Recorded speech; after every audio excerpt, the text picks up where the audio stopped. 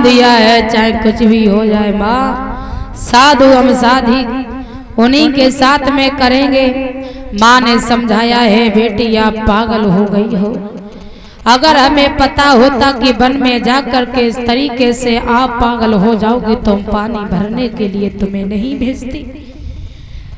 आज माँ ने बहुत समझाया है लेकिन बेटी ने एक भी बात नहीं मानी। कहा भी जाता है कि जब बेटी ससुराल में रहती है, जब दुख मिलता है तो माता पिता की याद सताती है।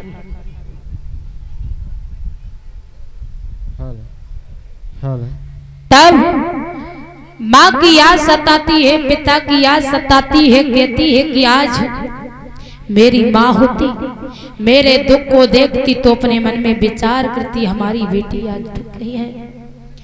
लेकिन माँ बार बार समझा रही है, एक भी बात नहीं मान रही है।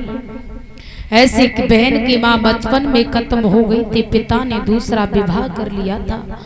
आंगन में मौसी आ गई थी और जब आंगन में मौसी आ गई थी वो बेटी शादी के लायक हो चुकी थी। पिता ने सुंदर सा घर वर ढूंढ करके विवाह कर दिया, लेकिन ससुराल में बेटी गई है तो पिता की याद सताने लगी है। के सताने लगी है? ससुराल के लोग सताने लगे हैं, मारने लगे हैं।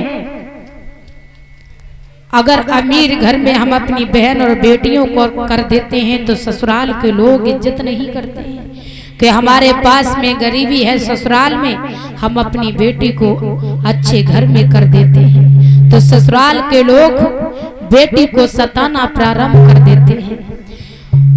बेटी को जब ससुराल में दुख मिलने लगा है तो अपने माँ की याद सताने लगी है। पिता जिस दिन से तुमने मेरा विवाह कर दिया है उस दिन से तुमने मेरी कोई खबर नहीं ली।